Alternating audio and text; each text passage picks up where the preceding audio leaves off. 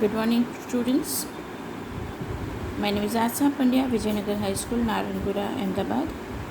આજે આપણે ભણવા જઈ રહ્યા છીએ ધોરણ 12 વિષય ગુજરાતી. એમાં આવતું ચોથો પાઠ સત્યાગ્રહાશ્રમ. પાઠ 4 ગદ્ય 4 સત્યાગ્રહાશ્રમ, જેના લેખક છે વિનોબા ભાવે.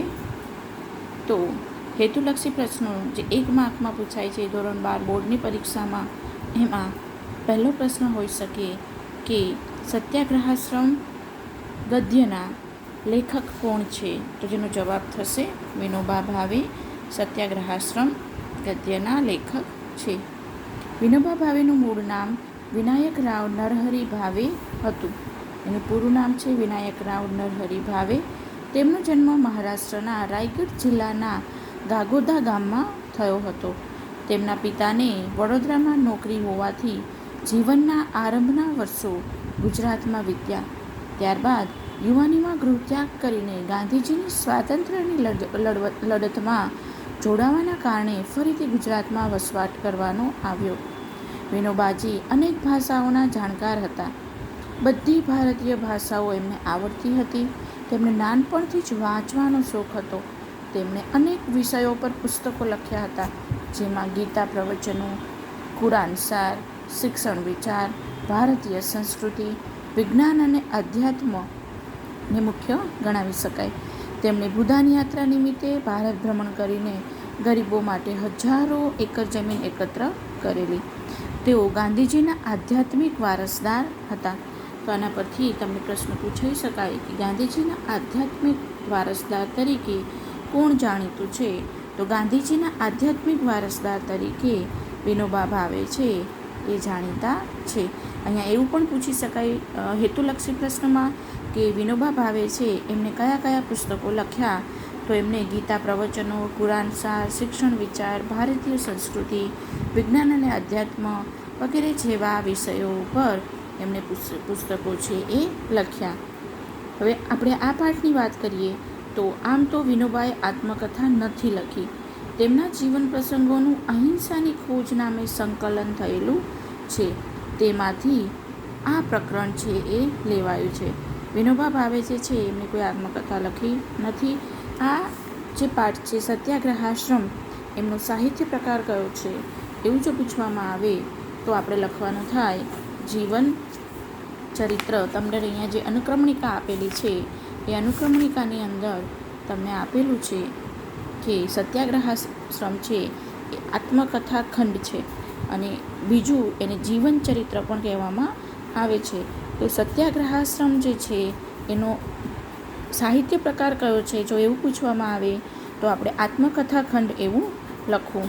આ અનુક્રમણિકાની અંદર જેટલા પણ કવિ અને લેખકના નામ લખ્યા છે અને આ એમના સાહિત્ય પ્રકાર લખેલા છે એ બધા જ બોર્ડની પરીક્ષામાં પૂછાય છે. તો વિદ્યાર્થી મિત્રો, તમારે બધાએ અખિલ બ્રહ્માંડમાં છે તો એનો સાહિત્ય પ્રકાર પદ છે અને એના કવિ છે એ નરસિંહ મહેતા છે. એવી જ રીતે આ બધા જ પાઠ અને કાવ્યોના લેખક અને કવિના નામ અને એનો સાહિત્ય પ્રકાર છે એ યાદ કરવો કે જેથી કરી અને તમને એ ખૂબ જ સહેલું પડશે. એટલે પરીક્ષામાં 1 માર્કની અંદર પૂછાતા આ હેતુલક્ષી પ્રશ્નો કે જેમાં લેખક કવિના નામ અને સાહિત્ય પ્રકાર છે એ પૂછાય છે. તો આગળ ભણીએ કે આમ તો વિનોબાએ આત્મકથા નથી લખી. તેમના જીવન પ્રસંગોનું અહિંસાની ખોજ નામે સંકલન થયેલું છે. તો અહિંસાની ખોજ એ નામનું એમણે જે જીવન પ્રસંગો પોતાના લખેલા એમાંથી આપણું આ પ્રકરણ છે, આ પાઠ છે સત્યાગ્રહાશ્રમ એ લેવામાં આવ્યો છે. વિનોબા ગાંધીજીના અનુયાયી કેવી રીતે બન્યા તેનું બયાન છે આ પાઠની અંદર. ગાંધીજી છે એના શિષ્ય, એના અનુયાયી વિનોબા ભાવે કઈ રીતે બન્યા એ આપણને અહીંયા આપવામાં આવેલું છે. આ ઉપરાંત કોચરબ આશ્રમમાં એક ઉત્તમ આશ્રમવાસી તરીકે કેવી નામના મેળવી એની વાત છે. એ ક્યાં રહ્યા હતા? કોચરબ આશ્રમમાં વિનોબા ભાવે છે એ રહ્યા હતા.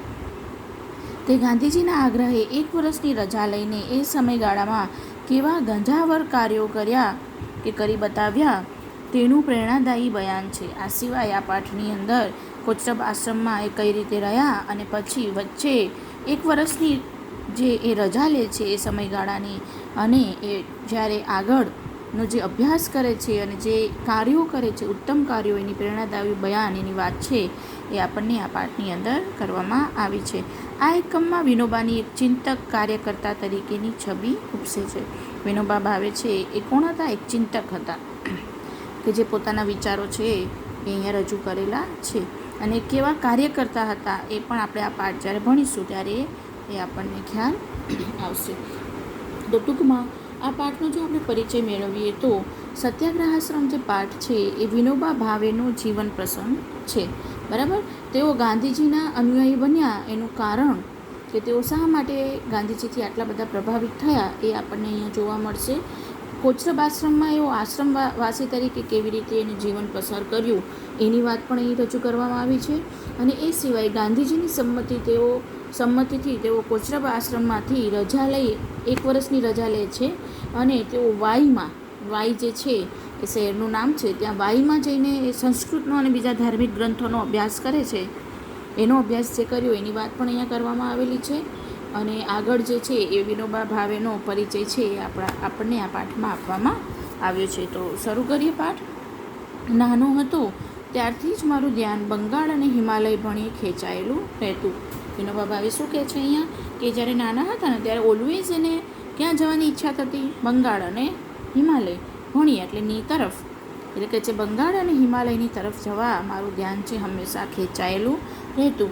હું બંગાળ અને હિમાલય જવાના સપનામાં માલ્યો કરતો. હંમેશા વિનોબા ભાવે છે એ ત્યાં જવાના સપના સેવતા. એક તરફ બંગાળની વંદે માતરમની ક્રાંતિની ભાવના મને ખેંચતી તો બીજી તરફ હિમાલયનો જ્ઞાન યોગ મને ખેંચતો. શા માટે બંગાળ જવા ઈચ્છે છે? કારણ કે ત્યાં વંદે માતરમ ક્રાંતિ જે છે, રાજકારણ છે, તેની જે ક્રાંતિની ભાવના છે, દેશ માટે કંઈક કરી છૂટવાની જે ભાવના છે, એના કારણે બંગાળ જવા ઈચ્છતા. અને બીજી તરફ હિમાલય જવાની એને ઈચ્છા થતી. શા માટે? કારણ કે ત્યાં જ્ઞાનનો સુભગ સમન્વય હતો, તો ત્યાં જ્ઞાન મેળવવા માટે થઈ અને આગળ જવા ઈચ્છતા હતા. હિમાલય અને બંગાળ બેઉના રસ્તા પર કાશી નગરી પડતી હતી. બેઉનો એક કોમન રસ્તો હતો. ત્યાં શું પડતું? કાશી નગરી. કર્મ સંજોગે હું ત્યાં આવી પહોંચ્યો. ત્યાં એટલે ક્યાં? કાશી. હવે વિનોબા ભાવે છે એ પોતે કંઈક કામથી કાશી નગરીમાં જઈને પહોંચે છે. પરંતુ ન હું હિમાલય ગયો ન બંગાળ. એ કાશી ગયા પરંતુ હિમાલય કે બંગાળ ન જઈ શક્યા. પરંતુ મનોમન તો હું એ બંને સ્થળે એકી સાથે પહોંચી ગયો. એવું કહે છે કે હું જ્યારે કાશી પહોંચ્યો ને ત્યારે તો મને મનોમન એવું થયું કે જાણે કે હું હિમાલય અને બંગાળ બંને જગ્યાએ પહોંચી ગયો. હું ગાંધીજી પાસે ગયો અને મને એમની પાસે હિમાલયની શાંતિ અને બંગાળની ક્રાંતિ બેઉ સાંપડ્યા. એટલે આ પ્રશ્ન પૂછી શકાય કે જે વિનોબા ભાવે છે એ શા માટે એવું કહે છે કે હું ન હિમાલય ગયો કે ન બંગાળ ગયો, છતાં પણ મને એકી સાથે હું ત્યાં પહોંચી ગયો. તો એનું કારણ એવું હતું કે ગાંધીજી પાસે જ્યારે ગયા ત્યારે એમને હિમાલયની શાંતિ અને બંગાળની ક્રાંતિ બેઉ ક્યાં મળ્યા? એને ગાંધીજી પાસે મળ્યા. અને એટલા માટે એ કહે છે કે હું હિમાલય કે બંગાળ આગળ ન ગયો, કારણ કે મને હિમાલય છે એની શાંતિ અને બંગાળની ક્રાંતિ આ બંને ગાંધી બાપુ પાસે મળ્યા. ત્યાં હું જે પામ્યો તેમાં ક્રાંતિ અને શાંતિ બંનેનો અપૂર્વ સંગમ હતો. ગાંધી બાપુ પાસે ક્રાંતિ અને શાંતિ બંને વસ્તુ છે એનો સંગમ મને જોવા મળ્યો. જ્યારે હું કાશી આવ્યો ત્યારે ત્યાં બાપુના એક ભાષણની ગરમાગરમ ચર્ચા ચાલ્યા કરતી હતી. હવે આગળ આપણે જોયું ને કે કાશીમાં આવે છે કે જે બંગાળ અને હિમાલયની વચ્ચે આવતું એક શહેર કાશી નગરી, ત્યાં આવી પહોંચે છે. ત્યારે કાશી નગરીમાં શું હતું? ગાંધી બાપુએ એક ભાષણ આપ્યું હતું ને, તો એની ગરમાગરમ ચર્ચા એટલે કેવું કે હજુ ભાષણ આપ્યું હોય ને એની અંદર જે કંઈ પણ વાત થઈ હોય એ બધાના મોઢા પર હોય, એટલે લોકમુખે એ વાત છે ચર્ચાઈ રહી હતી. ત્યાંના હિન્દુ વિશ્વવિદ્યાલયમાં બાપુનું આ ભાષણ થયું હતું. કાશીના હિન્દુ વિશ્વવિદ્યાલયમાં ગાંધી બાપુએ ભાષણ આપ્યું હતું. એ ભાષણમાં એમણે અહિંસા અંગે ઘણી વાતો સમજાવી હતી. આપણે જાણીએ છીએ કે ગાંધી બાપુ છે અહિંસાના અનુયાયી હતા. તો એને જે ભાષણ આપ્યું હતું એમાં એમણે અહિંસાની વાતો સમજાવેલી. મુખ્ય વાત આ હતી કે નિર્ભયતા છે કે નિર્ભયતા વગર અહિંસા ચાલી જ ન શકે. તો ગાંધી બાપુએ જે વક્તવ્ય આપ્યું હતું એની મુખ્ય વાત શું હતી? નિર્ભયતા, કે જે નિર્ભયતા વગર અહિંસા ચાલી જ ન શકે.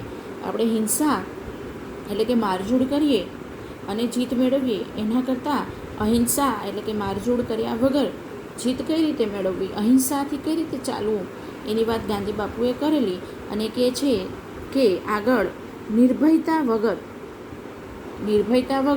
એટલે કે જો તમે નિર્ભય હો તો જ તમે અહિંસાના રસ્તે ચાલી શકો.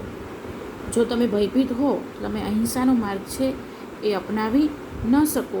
એ વાત એમણે કરેલી, એનો મુખ્ય મુદ્દો હતો અને એના ઉપર કે જે ચર્ચા ચાલી રહી હતી. પરમ સેવ્ય અહિંસા છે અને એ નિર્ભયતા વગર આવી ન શકે. બાપુએ શું કહ્યું કે સેવા યોગ્ય જો કોઈ વસ્તુ હોય ને તો અહિંસા છે, અને જો તમારામાં નિર્ભયતા હોય ને તો જ તમે છે અહિંસાનો માર્ગ છે એ અપનાવી શકો છો. એ ભાષણમાં એમણે વિવિધ આભૂષણોથી સજી ધજીને આવેલા મહારાજાઓને પણ સારી પેઠે જોડી કાઢ્યા હતા.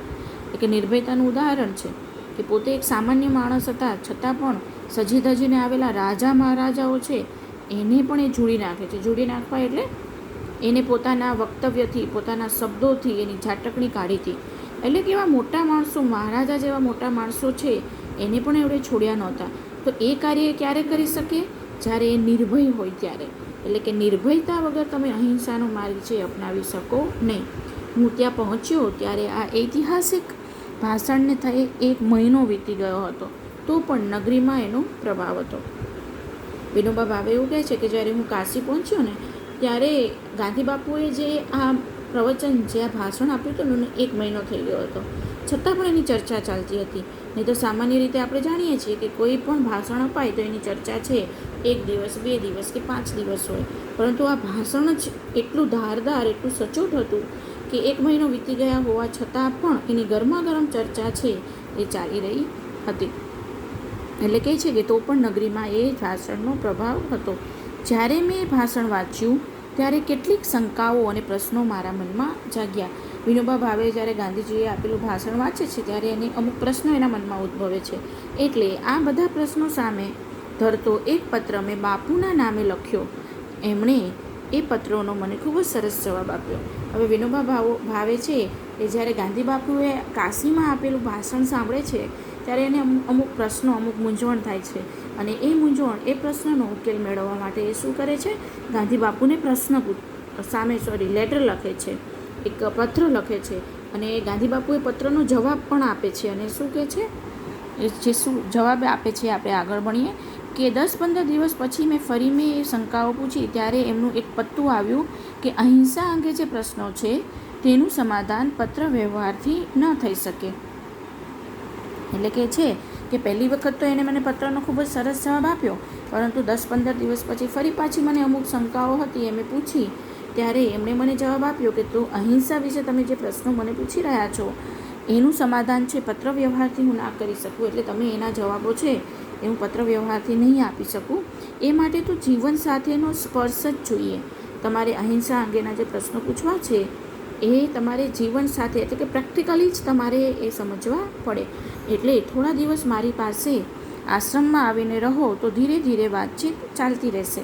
એટલે કે તમારા જે કંઈ પણ પ્રશ્નો છે એનું સમાધાન જો તમે મને આશ્રમમાં આવીને મળશો તો વાતચીત દ્વારા એ પ્રશ્નોનું સમાધાન છે એ થશે.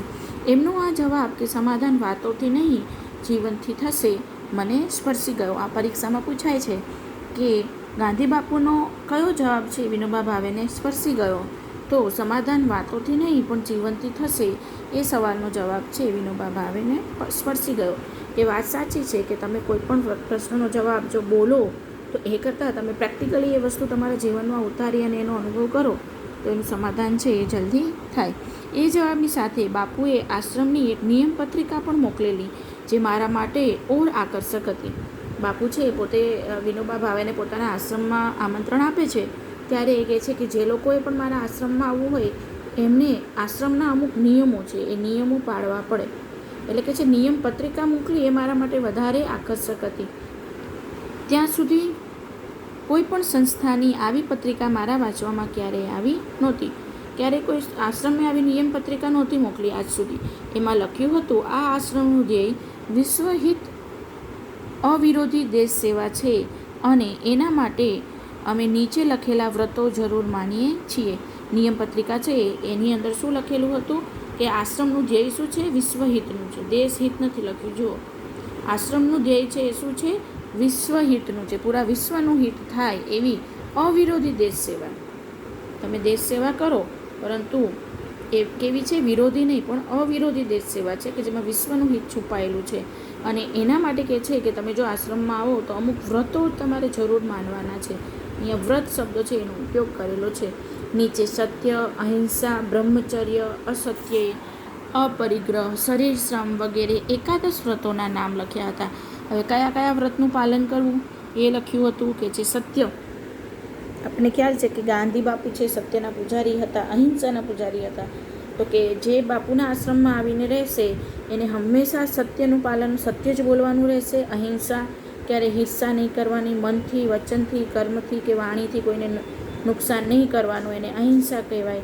બ્રહ્મચર્યનું પાલન કરવાનું, આજીવન છે એ બ્રહ્મચારી રહેવાનું અને એના નિયમોનું પાલન કરવાનું. અસત્ય એટલે કે છે કે ક્યારે કોઈની વસ્તુ છે એ નહીં લેવાની. અપરિગ્રહ, કોઈની વસ્તુઓ છે એનો આગ્રહ નહીં રાખવાનો, પોતાની જ વસ્તુઓનો ઉપયોગ કરવાનો. શરીર શ્રમને હંમેશા મહેનત કરવી. એવા એકાદશ, એવા 11 વ્રતો છે એના નામ લખ્યા હતા. મને આ ભારે નવાઈજનક લાગ્યું. આ જ્યારે મેં પત્રિકા જોઈ ત્યારે કહે છે વિનોબા ભાવે કે મને બહુ નવાઈ લાગી, મને આશ્ચર્ય થયું. મેં તો ઇતિહાસના ઘણા થોથા વાંચી કાઢેલા, પરંતુ દેશના ઉદ્ધાર માટે વ્રતોનું પાલન જરૂરી મનાયું હોય એવું ક્યાંય ન ભાળ્યું. શા માટે આશ્ચર્ય થયું કે છે કે હું તો વાંચતો, મને વાંચવાનો શોખ હતો. મેં તો બહુ જ ઇતિહાસના બહુ જ બધા થોથા એટલે મોટા મોટા ચોપડાઓ, પુસ્તકો મેં વાંચી કાઢેલા, પરંતુ દેશના ઉદ્ધાર માટે વ્રતનું પાલન કરવું પડે એવું તો મેં ક્યાંય ભાળ્યું એટલે કે જોયું નહોતું.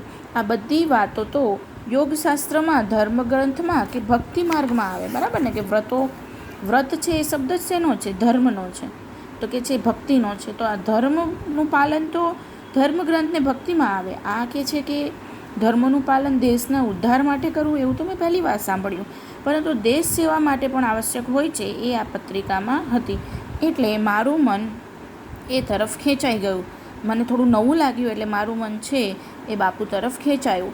આ માણસ દેશની રાજનૈતિક સ્વતંત્રતા અને આધ્યાત્મિક વિકાસ બંને સાથે સાથે સાધવા માંગે છે એવું મને લાગ્યું. બરાબર?